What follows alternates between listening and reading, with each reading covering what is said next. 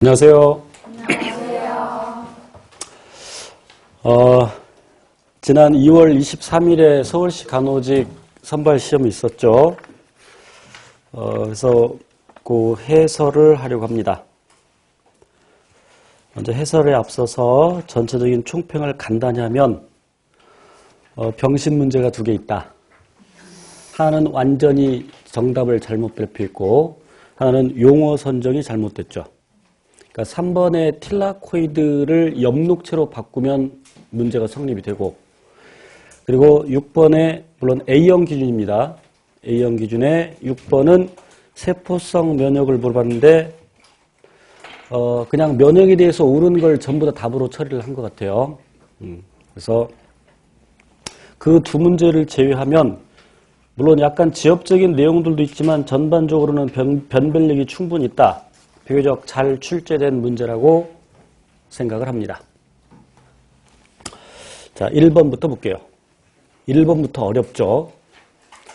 이제 실제 시험에서 A형이냐 B형이냐에 따라서 또는 뭐 A형이냐 C형에 따라 문제 그 유형에 따라서 똑같은 문제가 들어있지만 배열이 다르죠. 그래서 어려운 문제가 앞에 포진되어 있는 문제제를 받으면 상대적으로 불리할 수 있습니다. 왜냐하면 앞에 어려운 문제가 나오면 당황하고 그것이 또 뒤에 문제, 쉬운 문제도 영향을 끼칠 수가 있죠. 그러니까 뒤에 쉬운 문제도 어렵게 접근을 하려는 경향이 있을 수 있어서 그래서 앞쪽에 전반적으로 좀 자기가 익숙한 문제들이 나오고 좀 생소하거나 어려운 문제 뒤에 나오면 그 사람에게는 상대적으로 유리할 수도 있죠. 자, 1번. 헤모글로빈과 미오글로빈 단백질에 대한 설명을 옳은 것을 모두 고른 것은 그랬는데 헤모글로빈은 적혈구에서 산소 분하고 미오글로빈은 근육세포에 존재하는데 적혈구에 있는 산소가 근육세포로 옮겨지면 이제 산소 호흡에 쓰이는데 쓰고 남는 것은 미오글로빈에 저장한다 그랬죠. 그러니까 기억은 쉽게 고를 수 있어. 니은 산소압에 따른 헤모글로빈의 산소 결합 곡선은 시그모이드 곡선 S장이다. 이건 그냥 주려고 하는 거고. 니은 맞고. 디귿 헤모글로빈과 미오글로빈 모두 복열 분자로 햄 구조를 가지고 있다. 이 내용을 모르는 사람이 있을 수 있어. 자, 그런데 헤모글로빈은 분명히 글로빈 단백질 4개 그리고 각각의 단백질의 햄 구조를 가지고 있다. 그래서 그 햄 구조에 철 이온이 있고 그 철 이온이 산소랑 결합한다. 라는 내용을 알고 있으면 미오글로빈에도 산소를 갖다 붙인다는 얘기는 철 이온에다 갖다 붙이겠죠. 그러니까 당연히 미오글로빈에도 햄 구조가 있어야 되죠. 이렇게 유추할 수 있어야 돼. 설령 내용을 몰랐다 하더라도. 리을 헤모글로빈과 미오글로빈 모두 알파, 베타 단백질을 각각 2개씩 4개의 단량체 단백질을 포함한다 그랬는데 우리 단백질의 구조에서 헤모글로빈은 4차 구조인데 미오글로빈은 3차 구조죠. 그러니까 미오글로빈은 1개의 폴리펩타이드로 구성되어 있다. 그러니까 리을은 분명히 틀렸죠. 그래서 답은 3번. 지금 이 해설은 서울시험을 치렀거나 또는 공부가 어느 정도 되는 사람들을 대상으로 해설을 하는 겁니다. 공부를 처음 하시는 분들은 이 해설을 들어도 알아듣지 못하는 내용이 꽤 많을 겁니다.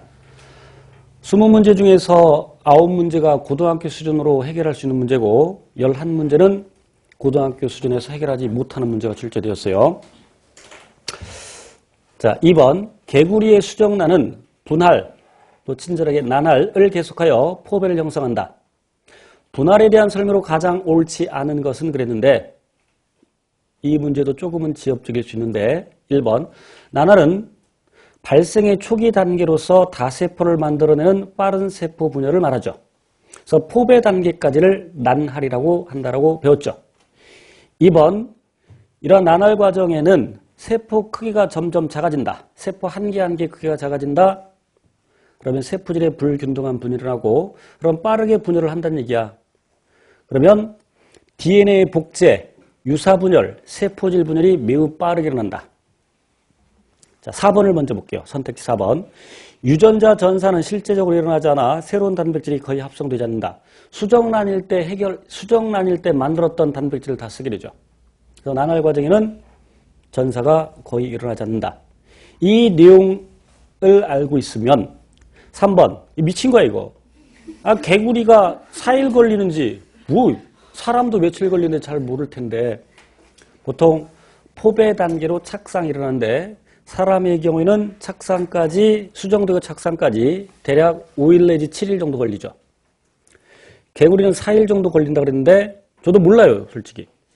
발생액 그래서 제가 뒤져봤어. 없어, 내용이. 그래서 이런 것은 나머지 선택지 가지고서 답을 찾아야 되는 그런 문제죠. 4일은 좀 안 걸릴 것 같아. 왜냐하면 사람의 경우에 5일 내지 7일 걸리는데 그럼 사람의 그 임신 기간이 수정 후부터 해서 266일인데 개구리는 뭐 며칠 안 되잖아. 그럼 4일까지 걸리지는 않을 거라고 추정은 할 수 있습니다. 그래서 이런 거 모르는 점이 있으면 나머지 가지고서 해결을 해야 되고요. 이것도 꽤 어려운 축에 속했고 3번 세포업을 담당하는 미토콘드리아와 광합성에 관여하는 틸라코이드에 대한 설명으로 옳은 것은 이 틸라코이드를 엽록체로 바꾸면 완벽합니다. 일단 볼게요. 기억. 틸라코이드의 스트로마와 그래서 틸라코이드는 그란하고 스트로마는 다른 건데 틸라코이드 스트로마 그럼 틀렸다 라고 하면 안 된단 말이야. 끝까지 읽어야 돼. 설령 기억을 틀렸다고 하더라도 일단 그러한 개념으로 틀렸다고 일단 치고 그렇게 생각했다고 쳐요. 그럼 니은 산화적 인산화 시 수소연은 미토콘드리아 기질에서 미토콘드리아의 내막과 외막 사이 공간으로 이동한다. 산화적 인산화라는 말은 실제로 ATP를 만들 때 그럼 막강 공간에 막 사이 공간에 수소연이 미토콘드리아의 기질로 이동하면서 ATP가 만들어지죠. 그러니까 니은 분명히 틀렸죠. 자, 디귿 틸라코이드 스트로마에서 이런 말이 어딨어? 그럼 그렇다 치고 리을 미토콘드리아 내막과 외막 사이 공간에서 전자가 산소로 전달된다. 자, 전자는 전자 전달 과정을 거치면서 최종적으로 전자가 산소로 전달되는데 산소 어디 있는 걸 써? 미토콘드리아 기질에 있는 걸 쓰죠. 그지? 그러니까 틀린 말이지. 그지? 그럼 니은과 리을은 분명히 틀린 말이고 실은 기억과 디귿도 다른 문제에서 이렇게 나왔다면 틀릴 수가 있어. 왜? 그라나와 스트로마는 다른 거니까. 그래서 출제자는 엽록체를 틸라코이드로 표현했다라고 생각하면 되겠죠. 그리고 다시 볼게요. 그럼 엽록체의 스트로마와 미토콘드리아 기질에서 ATP가 생성된다. 고딩들한테 ATP가 화학삼투지 인산화에서 ATP가 어디서 만들어냐 그러면 고딩들은 대개 미토콘드리아 내막 그리고 틸라코이드 막이라고 대답할 겁니다. 그러나 대학 수준에서 그래서 제가 심화반에서 강조를 했었죠. 그래서 틸라코이드 그러니까 스트로마 쪽에서 만들어진다 그랬죠. 그래서 스트로마에서 ATP가 만들어진다. 역시 미토콘드리아 기질 쪽에서 그래서 미토콘드리아 기질에서 ATP가 만들어진다고 표현한다라고 설명되었고 디귿 틸라코이드 스트로마에서 수소연의 농도는 틸라코이드 내부의 수소연 농도보다 낮다. 수소이온이 전자 전달 과정을 통해서 스트로마에서 틸라코이드 내부 공간으로 이동하니까 틸라코이드 내부 공간, 틸라코이드 내강의 수소의 농도가 더 높다. 그죠? 맞아? 틸라코이드 내부의 수소의 농도가 더 높은 거죠. 뭐라고 했어? 내부의 수소의 농도보다? 그러니까 이것이 맞죠. 스트로마의 수소의 농도가 더 낮다. 맞는 말이죠? 그래서 답을 기억과 디귿 4번으로 봐야 되고 그러니까 B형은 제가 문제를 전체적으로 살펴보지는 않았는데 뭐 똑같은 문제라서 A형 이렇게 앞쪽에 어려운 문제들이 꽤 있어요. 4번도 메탄 생성균은 고세균이라는 것을 알고 있습니다. 자, 문제는 프로테오박테리아 그리고 시아노박테리아인데 시아노박테리아도 대개 세균이라는 것을 알고 있습니다. 그럼 문제는 프로테오박테리아인데 프로테아 박테리아도 진정 세균이라는 것을 알고 있어야 풀 수가 있죠. 니트로조모나스가 뭔지는 몰라도 돼. 물론 니트로조모나스는 암모늄 이온을 아질산 이온으로 바꿔주는 세균이죠. 어쨌건 진정세균입니다. 그러니까 이 문제가 만약에 고세균과 진정세균의 설명으로 옳은 것은 했다면 그리 어려운 문제는 아니었을 거야. 그런데 지엽적으로 메탄생성균이 메탄세균이 고세균 그리고 프로테오박테리아가 진정세균 물론 이제 프로테오박테리아는 그람 음성 세균의 한 종류죠. 시아노박테리아, 소위 남세균, 진정세균이고, 따라서 1번 메탄생성균, 고세균과 니트로조모나스, 그러니까 다시 메탄생성균, 고세균, 그다음에 니트로조모나스, 진정세균, 진핵생물과 유사한 rRNA 염기서를 갖는다. rRNA 염기서열이 진핵생물과 유사한 것은 고세균이죠. 메탄생성균만 해당되는 얘기고 2번 메탄생성균과 시아노박테리아 하나는 고세균 하나는 세균 DNA 결합하는 히스톤을 고세균은 일부 있다. 그러나 세균은 없다. 그러니까 시아노박테리아 때문에 틀린 말이고 3번 둘 다 진정세균이죠. 한 종류의 RNA 중화효소를 갖는다. 맞죠? 그래서 3번이 답이고 4번 모두 펩티도글리칸으로 만들어진 세포벽을 갖는다 그랬는데 세포벽의 성분이 펩티도글리칸인 것은 진정세균. 그러나 메탄생성균 즉 고세균은 세포벽의 성분이 펩티도글리칸이 아니다. 답 3번이었고 5번 생물체의 RNA 종류 중 그 양이 특정 단백질의 생산량에 영향을 줄 수 있는 것으로 옳게 짝지은 것은 비교적 쉬운 문제인데 물론 비교적 쉽지만 고딩 수준에서는 언급이 안 되죠. 마이크로 RNA는. 그러니까 mRNA 양이 많으면 그만큼 그 해당 단백질이 많이 만들어지겠고 마이크로 RNA는 mRNA와 결합해서 단백질 합성을 억제하죠. 그러니까 조절할 수 있죠. 그러니까 영향을 줄 수 있죠. 그래서 답은 4번이고 6번 세포맥의 면역 반응이라는 것은 세포성 면역을 의미하는데 기억 옳은 걸 고릅니다. 항원 제시세포는 보조 T 림프구에게 자기 단백질과 외래 항원을 제시한다. 항원 제시세포가 식균작용으로 세균을 잡아먹은 다음에 리소솜과 융합을 해서 그 리소솜의 가수분해 요소에서 항원을 분해하고 항원 조각을 자기 단백질 MHE형에 결합시켜서 제시를 하죠. 이게 맞습니다. 니은 보조 T 림프구는 인터루킨 2를 분비하여 B 림프구와 T 림프구를 활성화한다. 문장 자체는 맞아. 그러나 니은은 세포성 면역이 아니라 체액성 면역이죠.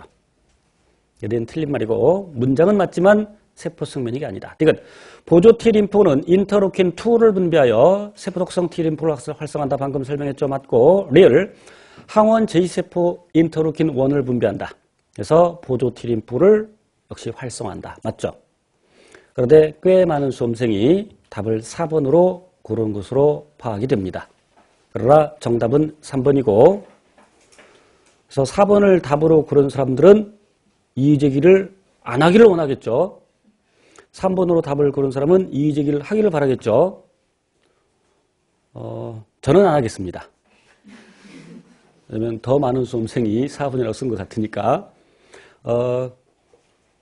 그래서 이의제기를 하실 분들은 스스로 이의제기를 하시고 이의제기에 필요한 제시문들은 제가 카페에다 이따 저녁에 올려놓겠습니다. 예, 근거를 물론 이 정도야 근거 출제자 이거 보면 나 실수했네 라고 생각을 할 겁니다. 출제자 분명히 세포맥의 면역 반응으로 문제를 내면서 자기가 답을 고를 때는 그냥 면역 설명 옳은 거 다 골랐죠. 출제자와 똑같은 실수를 수험생이 해서 정답 과는 맞췄지만 이런 거는 다시 뭐 어떤 근거 이의제기 근거가 없어도 답이 3번으로 바뀌어질 텐데 그래도 근거를 분명히 밝혀줘야 되니까. 7번. 이것도 쉬운 문제는 아닌데 저한테 하이스쿨 수업을 들었다면 아이고 고마워라. 줍는 문제에 해당이 되죠. 어떤 콩의 껍질의 색이 독립적으로 유전되는 두 개의 유전자에 조절되는 다인자 유전의 결과라고 가정하자 같은 정도의 검은색을 나타내는 유전자 A와 B 그리고 대립유전자 스몰 a, b에 대해서 불완전 우성이다. 다인자 유전은 우열관계가 없다라고 했죠. 그래서 시커먼스 여기서 가장 검은 거 라지 A, 라지 BB 그리고 가장 덜 시커먼 거 스몰 a, BB를 교배했다. 그래서 F1은 모두 라지 스몰 a, 라지 B, 스몰 B. 근데 문장이 좀 깔끔하진 않아. 가장 검은 콩과 가장 흰 콩의 교배를 얻은 F1 세대의 색깔과 동일한 색의 콩을 F1끼리 말 이상하잖아. F1이 한 가지니 그럼 당연히 동일한 색깔이지 뭐. 그지? 그러니까 F1끼리 그냥 깔끔하게 F1끼리 교배할 때 F2에서 F1과 동일한 색의 콩을 얻을 확률. 그게 더 깔끔하지. 출제 교수가 국어를 잘 못하나? 미국서 살다 왔나? 자, 그래서 이제 저한테 수업을 듣지 않았다면 이게 꽤 어려울 수 있는데, 실은 이게 퍼네사각형을 그리면, 그러니까 지금 얘네들끼리 교배한다는 얘기 아니야. 퍼네사각형을 그리면 전부 16칸이 나오죠. 지금 그러니까 A와 B가 서로 다른 염색체상이 존재한다고 그랬어. A와 B가 서로 다른 염색체상이 존재하니까 라지 B, 라지 스몰 B, 스몰 A, 라지 B, 스몰 A, 스몰 B 이렇게 네 종류의 생세포, 정자 또 난자, 라지 B, 라지 스몰 B, 스몰 A, 라지 B 그리고 스몰 AB 해서 이 16칸에서 지금 대문자의 개수에 의해서만 결정되니까 대문자 2개 있는 걸 찾으면 되겠죠. 그럼 대문자 여기 2개 있으니까 없는 녀석, 대문자 1개 있으니까 대문자 여기 1개 있는 부분, 또 여기도 1개 있죠? 맞지? 여기 대문자 1개 있으니까 대문자 1개 있는 부분, 여기 대문자, 지금 여기 스몰 AB입니다. 대문자가 없으니까 대문자 2개는 여기. 그럼 16칸 중에서 6칸 찾으면 되지. 그죠? 이렇게 접근했다면 뭐 쉬운 문제가 되겠고, 또 표를 그리지 않아도 그냥 이렇게 써가면서, 그럼 그러니까 A, A, B, B 순서대로 쓸 때 그러니까 대문자, 지금 대문자를 빗금칠할게요. 그럼 이렇게 대문자 2개인 경우, 그럼 이렇게 대문자 2개인 경우, 이렇게 대문자 2개인 경우, 이렇게 대문자 2개인 경우, 이렇게 대문자 2개인 경우, 이렇게 대문자 2개인 경우, 그래서 6가지 경우가 나오죠. 4, 4, 16분의 6. 그죠? 16분의 6 고를 수 있어. 그러나 저한테 수업을 들었던 사람들은 그럼 전체 경우에서 16, 그럼 4개 중에서 2개를 골라야 되는데 순서 관계없다. 이렇게 콤비네이션으로 해결을 하면 되겠죠. 그래서 계산하면 16분의 6 나오죠. 그지? 근데 이게 지금 유전자를 A, B 2개만 줬기 때문에 쉬운 거고, 만약에 6개를 줬거나 8개를 줬다면, 저한테 수업을 듣지 않았다면 매우 어려운 문제에 해당이 되겠죠. 8번. 이 출제자가 좀 언어가 좀 이상한가 봐. 양인자, 이형접합자. 이런 거 잘 안 쓰는데. 양성잡종, 다행이야. 양성잡종이라고 했어. 그럼 양인자, 이형접합이라는 말은 양쪽 모두에서, 지금 2가지 형질을 따지는데 2가지 모두에서 잡종이다. 이렇게 받아들여야 되죠. 그지? 그러니까 이런 경우처럼 라지 일반적인 경우로 나타낼 때 라지 A, 스몰 A, 라지 B, 스몰 B 이런 경우처럼, 그럼 기억, 옳지 않은 걸 고릅니다. 2쌍 중 1쌍의 유전자의 각 대립인자가 서로 다르다. 둘 다 다르다. 그지? 지금 옳지, 문제 봐. 그지같이 냈다, 씨. 예를 들어서 9번처럼 1, 2, 3, 4 선지를 주고 옳지 않은 것은 하나만 옳지 않으니까 이 문제가 상관없는데, 8번처럼 보기에서 골라라 그러는데 옳지 않은 거 그러면 가끔 옳은 걸 고르는 사람도 있단 말이야. 일부러 이렇게 문제를 낸 것 같은데 어떤 새끼인지, 진짜. 또 이런 실수를 한 사람도 있어. 그래서 제가 문제풀이에서도 얘기했듯이 기역, 니은, 디귿, 리을, 미음 있으면 여기서 옳지 않은이라고 했으니까 않은에다가 동그라미를 치거나 밑줄을 쳐놓고 이 오른쪽에다가 OX, 옳고, 그 문장 자체 옳고 그름을 표시를 해야 되죠. 자, 그래서 지금 2쌍 중에 1쌍만 같다 그랬으니까 이 말이 틀린 설명이죠. 니은 이배체 단일 유전자의 대립 유전자에 대한 표현이다. 양성집 잡종이라는 게 무슨 단일 유전자야? 단일 유전자 맞나? 아니죠. 지금 2가지 따지고 있잖아. 그지? 그 다음에 디귿 서로 교배하면 9종류의 서로 다른 유전자가 나온다. 그럼 9종류, 왜 9종류가 나오냐? 그럼 이렇게 교배할 때 물론 여기 언급 없으면, 지금 이름도 문제 깔끔하진 않다. 다른 염색체상이 있다는 전제하에 풀어야 됩니다. 언급 없으면. 실은 더 아름다운 문제라면 다른 염색체상의 유전자가 있다고 표현을 해줘야 되죠. 그러면 라지, 스몰A끼리 교배했을 때 유전자형이 몇 가지가 나와? 세 가지가 나오죠. 라지 A, 스몰 A끼리 교배했을 때 라지 A, 라지 스몰 A, 스몰 A 세 가지가 나오고 라지 B, 스몰 B끼리 교배했을 때 유전자형 세 가지가 나오죠.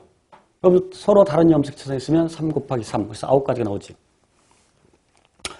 그래서 디귿은 맞는 걸로 하고 그 다음 리을 검정 교배하면 네 종류의 표현형이 동일한 비로 나온다.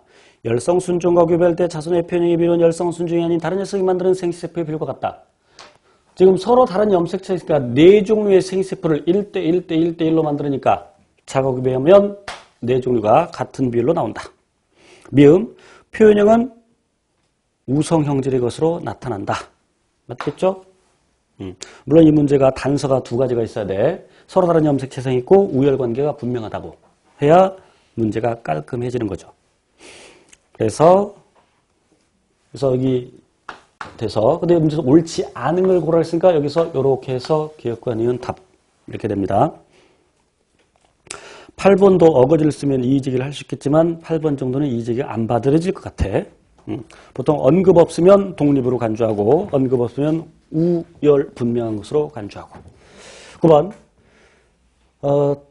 식물의 수성에 대한 설명으로 가장 옳지 않은 것 그랬는데 카스파리안선은 아포플라스트를 통해서 물과 무기염류의 이동을 막고 선택적으로 흡수할 수 있도록 해주는 거죠. 그러니까 맞고 2번 물관부에서 증산 음직력, 장력의 기작이 물의 수송을 일어나게 하죠. 맞고 3번 공변세포는 빛이 없으면 양성자를 밖으로 퍼내고 대신 칼륨이온과 염화이온을 세포 내로 끌어들인다. 빛이 있을 때 일어나는 현상이죠. 빛이 있을 때 기공의 열림에 관여하는 내용입니다. 그래서 빛이 없다라고 했으니까 틀렸고 4번 동반세포 또는 반세포 이런 체관 요소 옆에 있는 세포로서 체관을 구성하는 세포, 체관 요소는 살아있는 세포이긴 하지만 필요한 세포 속에 다 있는 게 아니지. 그래서 동반세포의 도움을 받죠. 그래서 4번 맞는 말. 조금 문제가 어려울 수 있으나 칼륨이 세포 내로 들어오는 것은 빛이 있을 때라는 것을 알고 있으면 3번 그냥 답 고를 수 있겠죠. 10번 질소는 단백질과 핵산의 주 원소인데 대기 중의 질소를 직접 이용할 수 없는 식물은 미생물의 대사산물을 이용한다. 식물이 이용하는 질소 대사산물을 생산하는 미생물을 보겠소. 모두 그런 것은 그럼 식물이 이용하는 질소 대사산물은 암모늄 이온과 즉 식물이 흡수할 수 있는 형태를 얘기하는 겁니다. 질산 이온이 있죠. 자 그러면 질화세균은 암모늄 이온을 질산 이온으로 바꿔주는 세균이죠. 그지? 탈질화세균은 질산 이온을 질소기체로 바꿔주는 세균이죠. 그럼 질소기체를 식물이 이용할 수 있어 없어? 없죠. 그럼 니은 들어간 거 지워야 되죠. 그럼 이 내용만 알고 있으면 니은 들어간 거 다 지우면 3번밖에 안 남죠. 이렇게 해결을 해도 되고 또 리을부터 볼게요. 뿌리옥 박테리아 근립 할아버지가 출제를 했나? 이런 용어 잘 안 쓰는데 한자 무지하게 좋아하나 봐. 어쨌건 뿌리옥 박테리아는 질소 기체를 암모늄이온으로 바꿔주는 세균 이용할 수 있죠. 식물이. 남세균은 대개 이제 남세균이 질소 고정을 할 수 있다는 사실을 알고 있는데 물론 남세균이 이렇게 바꿔준 것은 지들끼리 쓰는 것이지 식물한테 보통 주지는 않죠. 왜냐면 남세균은 물속에 있잖아. 그렇지만 이 문제의 포인트는 식물이 흡수할 수 있는 상태를 만드느냐 못 만드느냐에 초점을 둔 거지. 역시 남세균도 일부 질소 고정을 할 수 있다. 그래서 답은 기억과 디귿 리을 3번이겠고 11번 4명의 학생이 동일한 식물을 관찰하고 그 모양을 기록하였다. 올바르게 관찰하여 기록한 학생의 것은 쌍떡잎 식물과 애떡잎 식물의 특징을 알고 있냐를 물어보죠. 인맥이 서로 평행하다. 외떡잎, 원형배열의 관다발, 쌍떡잎. 그래서 이것을 원형배열, 그림으로 제가 그려드렸었고 이것을 병립 관다발이라고 했죠. 꽃잎은 쌍떡잎 식물은 4나 5의 배수고 원뿔이 같고, 그러면 1번에서는 잎이 서로 인맥이 평행하다는 것은 외떡잎 식물, 나머지는 쌍떡잎 식물. 2번 인맥이 갈라진다라는 것은 쌍떡잎 식물. 그런데 관다발이 산발적이다. 산재관다발. 그러니까 외떡잎. 수염뿌리 외떡잎. 그렇죠? 3번 인맥이 서로 평행 외떡잎. 산재관다발. 꽃잎이 3의 배수. 수염뿌리 외떡잎. 3번이 답이죠. 이런 식으로 해결할 수 있겠죠? 12번.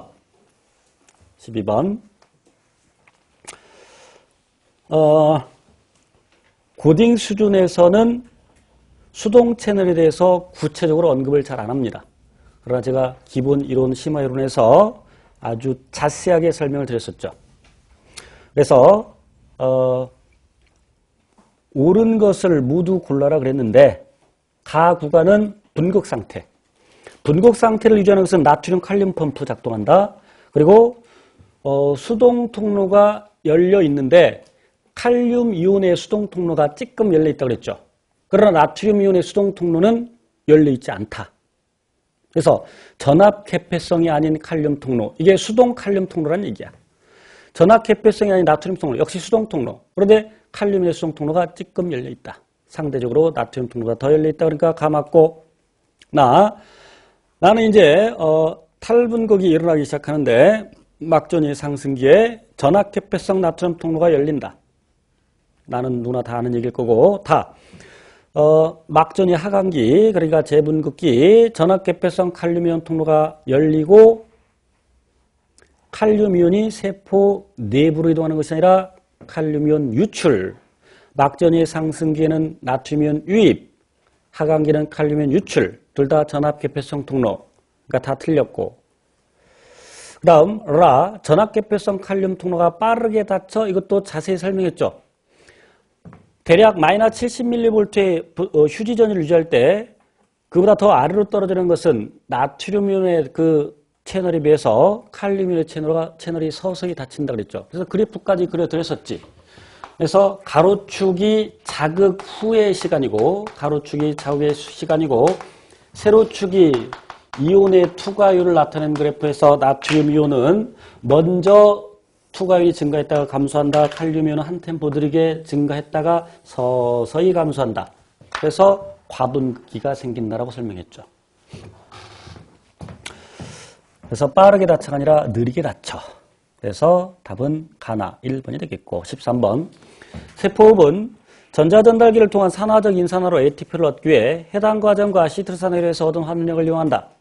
환원력을 제공하는 탈수수의 기질로 옳게 짝지은 것은 이것은 NADH 또는 FADH2가 어디에서 어디로 어떤 물질이 어떤 물질로 바뀔 때 만들어지냐를 물어보고 있죠.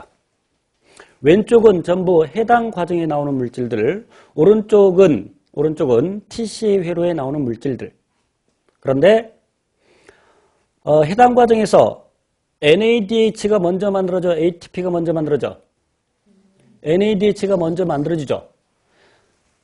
해당 과정에서 ATP를 소모하는 에너지 투자기 그리고 ATP를 만들어내는 에너지 회수기가 있는데 G3P 즉 PGAL 만들 때까지가 에너지 투자기고 그 G3P가 그 다음 단계로 넘어갈 때 바로 NADH가 만들어지죠. 그러니까 G3P 4번 글리세랄데히드 3인산 이거 하나밖에 없어. 해당 과정에서는. 그럼 TCA를 몰라도 답 고를 수 있죠. 물론 거기 아이소시트르산, 알파케토글루타산, 숙신산, 말산이 모두 탈수수의 기질로 쓰입니다. 그러니까 해당 과정을 구체적으로 TCA를 구체적으로 암기하고 있어야 풀 수 있는 문제. 답 4번이었고 14번 유전체학에 대한 설명으로 가장 옳지 않은 것은 그랬는데 1번 좀 지엽적인 문제를 냈어. 그러나 분명한 것이 있어. 그럼 분명한 고로 그냥 가면 돼. 1번 효모는 염기서열이 완전히 결정된 최초의 진핵생물이다. 를 모르는 사람이 있을 물론 꽤 많은 수험생들은 몰랐을 것이고 그렇다 치더라도 2번 염기서열이 완전히 결정된 최초의 다세포 생물은 꼬마 선충인 걸 모른다 치더라도 4번 먼저 볼게요. 인간 유전체 사업에 의해 인간 유전체의 대부분이 유전자로 이루어져 있지 않다.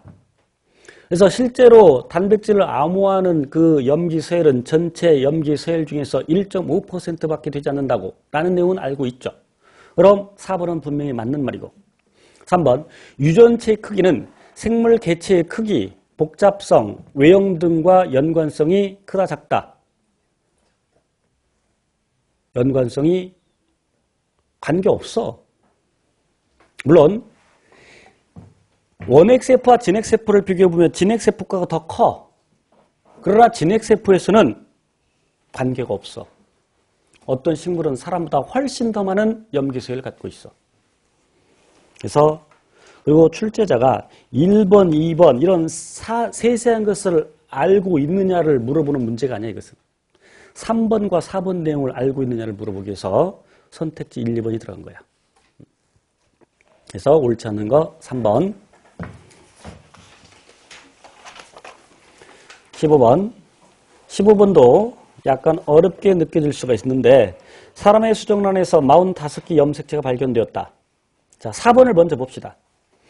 그럼 23개의 염색체를 가진 난자와 23개의 염색체를 가진 난자와 22개의 염색체를 갖는 정자가 수정되면 45개의 염색체를 갖는 수정란이 만들어지겠죠. 그치? 그런데 만약에 1번 선택지가 없다면 4번 선택지가 답이 되는 거야. 그런데 1번. 여기서 문제에서 가장 옳은 걸 고르라 그랬어. 자, 봐. 1번. 난자 또는 정자의 감수분열 후기에 오류가 일어났다. 이것도 문제가 좀 애매하긴 하다. 어쨌건 감수분열 후기가 1분열일 수도 있고 2분열일 수도 있고 그건 언급 안 했지. 그럼 어쨌건 1분열이건 2분열이건 오류가 일어났다는 말은 염색체 비분리 현상이 일어났다는 얘기죠. 그럼 염색체 비분리에 의해서 염색체 수가 다른 정자 난자 또는 정자가 만들어질 수 있다. 그죠? 자, 그러면 왜 4번을 답으로 하지 않고 출제자는 1번으로 답을 했냐면 이것도 논란의 대상은 될 수 있겠다.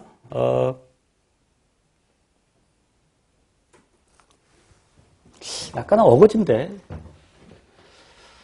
난자의 염색체가 23개, 정자의 염색체가 22개. 근데 그 반대일 수도 있잖아. 그지? 그 반대일 수도 있어. 그러니까 지금 4번 내용은 엄밀히 말하면 알 수 있는 거야, 없는 거야? 알 수 없는 거죠. 수정란에 염색체가 45개가 발견되었대. 그럼 난자 생성 과정에서 비분리가 일어났는지 아니면 정자 생성 과정에서 비분리가 일어났는지 알 수 있어, 없어? 없어. 그래서 4번이 답이 되지 못하고 1번이 되는 거야. 가장 정확하게 표현한 거. 난자 생성 과정에서 또는 정자 생성 과정에서 비분리가 일어났다. 그죠? 문제가 더 깔끔하려면 비분리라는 말을 써주면 더 좋았을 텐데 약간 말장난 같은 문제가 출제됐네. 아, 이거 아름답지 않다. 아, 전체적으로 아름답다고 했는데 취소할래. 16번 줍는 문제. 그러니까 정확하게 제가 뇌의 구조와 명칭, 기능을 외우라고 했죠. 그래서 소화와 관련된 것들, 호흡순환, 중추는 연수라고 했죠. 그러니까 연수 찾으면 C가 되겠죠. A는 간뇌가 되고 B는 중뇌, D는 소뇌가 되고 17번 이런 걸 틀리면 안 돼. 약간 찌끔 응용된 문제지만 화합물 A는 칼슘의 세포막 이동을 차단시키는 킬레이트 제제이다. 킬레이트에 목숨 걸지 마. 모르면 그냥 넘어가. 어쨌건 칼슘의 세포막 이동을 차단시킨다. 그럼 화합물 A가 신경세포의 시냅스에 미치는 영향으로 가장 옳은 것 그랬어.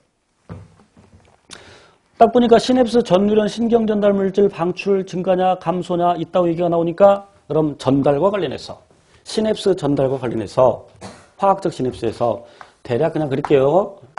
그래서 여기가 축삭돌기, 수상돌기, 축삭돌기 말단에 시냅스 소포가 있고 그 시냅스 소포에는 신경전달 물질이 들어있고 그래서 이렇게 축삭돌기, 시냅스 전뉴런에 축삭돌기 말단까지 활동 전이가 도달하게 되면 다시 말하면 요 축삭돌기막이 탈분극 일어나면 여기 칼슘 이온이 안으로 들어온다 그랬죠?